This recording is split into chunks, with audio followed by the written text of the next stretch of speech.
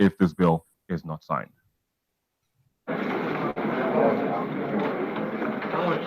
The release of the timetable and schedule of activities for the 2019 general elections by the Independent National Electoral Commission (INEC) last week set in motion core party activities, including arrangements for primaries ahead of the general elections next year. The formal commencement of activities for the At that news conference, the INEC chairman announced August the 18th to October the 7th for parties to conduct their primaries for presidential, governorship, state, and federal legislative candidates.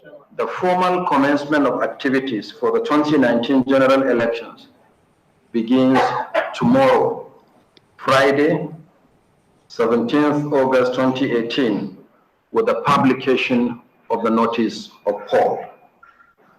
This will be followed by the conduct of party primaries beginning from Saturday, 18th August 2018 to Sunday, 7th October 2018. Since that news conference by the INEC chairman last week, internal politics among political parties have intensified, with some aspirants increasing their lobbying to get their party tickets. Political parties are also sending notices of their primaries to INEC in compliance with the constitutional provision to send a 21-day notice to the commission. However, one major concern for some political parties ahead of the general elections is the delayed assent to the 2018 Electoral Act Amendment Bill by President Muhammadu Buhari. We need these laws to be passed to enable the electoral umpire to prepare adequately, and also to encourage us, the participants, to be able to fully appraise ourselves of the new provisions. If the president is going to assent, let him assent. If he's not going to assent, let us know, so that we will know where we stand as a nation. Electronic transmission of results will go a long way to checkmate issues of rigging. So if Mr. President claims to be a Democrat, want to maintain the fact that he's now a converted Democrat from being from former military dictator, he should make sure that he has sent to this bill to save Nigerians this nightmare. What are we waiting for? It is most advised that the president sign it so that it doesn't cause a quagmire, a confusion, which can lead to the Congo option of disrupting the election timetable. The bill, which has 41 clauses, recommends, among other things, the elimination of electronic voting, safekeeping of the voters' register only in the federal, state, and local government headquarters of INEC, and the disqualification of any candidate involved in electoral violence without including the political party. The bill also provides that the use of card reader for accreditation be made compulsory. The reconsidered bill was sent for presidential assent on the 2nd of August 2018 and acknowledged by the presidency on the 3rd of August the same year. The president has 30 days from the day of receipt to assent or decline his assent to the bill. Am I on? Well, Hamza, let me just come to you to get your reaction straight away from that report, which you just heard. What do you think about this bill, about not signing the bill first and foremost? Well, I think that, again, every legislation that goes to the president for assent, the president has to take time to review this legislation before he puts his signature to it. But then again, why is it that we have few days to the election and the National Assembly are now passing a lot of amendment around the 2019 general elections? In as much as we know that the role of the National Assembly is to enact law, I think that before now, we should have planned effectively and pass all the legislations that we need. But then again, Mr. President have 30 days. And if he does not assent to this bill in 30 days, the National Assembly have the constitutional power to veto Mr. President and ensure this bill is passed into law. Oh, well, so, like you said, hopefully that is passed into law. But moving forward, now, there's also the issue of the budget for the elections. How effective or how will that affect, the process come 2019? Well, the chairman of INEC have said that, even if there is a delay passage of the budget needed for 2019 general election, it will not affect the already published timetable. But I think that this is a call to action to particularly our legislation. our legislators. We believe that the National Assembly is the People's Assembly, and they should deliberate as soon as possible and pass the budget needed to finance the 2019 general elections. But then again, I think as a country, we've not learned our lessons. Why is it that it's in the dying minutes that we always pass speedily laws that would enhance and strengthen our democratic processes? I think that we need to learn this lesson and ensure that we pass and provide all the financial requisite needed for a smooth, transparent, and accountable, most importantly, peaceful election that will strengthen our democratic institution and ensure that the people's voice are actually heard. All right, let me bring in Mr. Jigo into the conversation. I mean, what are your thoughts? I mean, first, of course, particularly with the electoral amendment bill as well as the budget for the elections that hasn't, been passed, or that just got to the Senate from the president. Thank you very much. I would like to say first and foremost that you see, we like my colleague said, we have not learned any lesson in this country. And that is why we are trying in our party, the ANRP, to bring a new perspective to the electoral process, the electioneering process in this country. We are trying to raise a new generation of young people who will put the interests of the country first before their personal interests. What we are witnessing today is a tossing around between the political class, the legislature, and the executive, who are mostly populated by the two parties who are literally, or who are called, in quote, the biggest parties in Nigeria, the PDP and the ACP, the APC. They have not put the interests of the country at heart or first. They are playing politics with the interests of the country. Now we have the issue of the Electoral Act amended, needed to be assented by the president.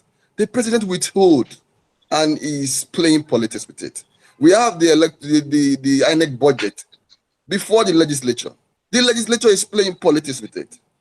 We are now at the mercy of this political class, in quotes. You see, the interests of the people of Nigeria needs to be put forward first. We need to put aside politics when it concerns the rights of the citizens of this country. Now, if these two issues are not addressed, it will lead, and it may lead, to disenfranchisement of the citizens, and that is a fundamental deprivement for the citizens.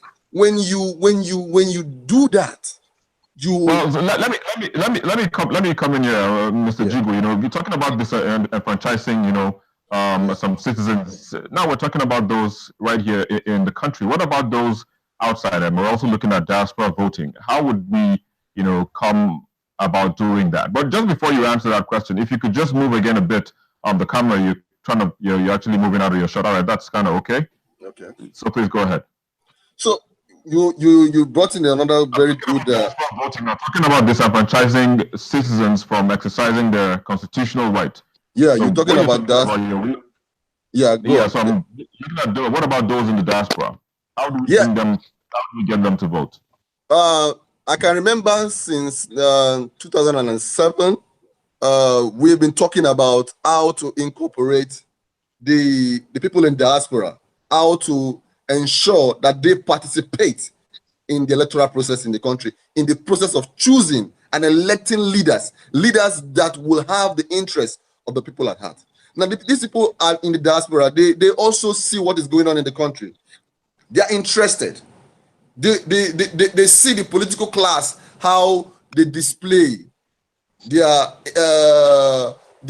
love for the country, or how they seek to develop the country. So they also want to participate in choosing leaders that will put the interests of the people at heart or in front. So we've been discussing this, but it also brings me back to the issue I mentioned earlier. The political class we have right now do not put the interests of the people, of the citizens at heart. They are putting their selfish interest. That is why the people in diaspora cannot participate even as at now. And in 2018, we have not been able to incorporate them. We are still discussing how to approve the budget for INEC. Let me hold you there for a bit. I'm bringing Hamza. I mean, talking about interests. Hamza, would you agree? Because if you're looking at the fact that, like you said, since 2007, we've been speaking about, or there has been that discussion around getting the people or Nigerians in the diaspora to vote, during elections. I mean, do you think it's a matter of interest? Do you think that's why that hasn't actually happened? Yes, I think it's a matter of interest. The political class have decided to rule Nigeria with their own selfish interest before the collective general public's interest. Mind you, diaspora community invest over $20 billion annually. This money comes to Nigeria's economy and contributes to our GDP. These are people that are citizens irrespective of where they find themselves. It is quite sad and it's quite unfortunate that in our very young democracy, people who contribute their wealth, their struggle and efforts working abroad cannot participate. The beauty of democracy, it's about participation. And if a certain group of people are not participating, then what kind of democracy are you practicing? Today, any United States of America citizen, irrespective of where they find themselves, are able to vote during their presidential election. Why is the case of Nigeria different? Is it that we will copy something and not paste the same way and just take the one that works for us or that works for a minority few political elite who don't want things to work the way of the people? It is quite sad and unfortunate. But as much as we debate this, we need a legislation. We need a legislation to activate this and get a presidential assent. I know that with the time allocated before the general election, this is not possible. It is not possible, not because we can't make it possible, but because with the players involved, we know it will not happen. We're still talking about the electoral amendment. We're talking about funding the 2019 elections, and yet we don't even have a legislative debate around ensuring diaspora voting, which is really quite unfortunate. But then again, I believe that this is an opportunity, particularly for people who want to vie for election. I think that as aspirants and as candidates after these primaries, we need to start holding debates around issues. What are your agenda when we elect you into the National Assembly? Because it's as if the executive have the agenda and the National Assembly have the agenda, and now the country is being put into comatose because the two of them have not been able to streamline the common interest agenda for the Nigerian people. Let me just hold you there for a bit, Hamza. We have joining us as well, Aneke Mefimba. He's joining us from Oyo.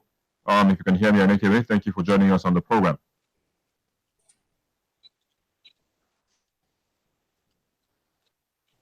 All right, I think we don't have him yet, but we'll just take a quick break and we'll be back in a moment. Please stay with us. How far?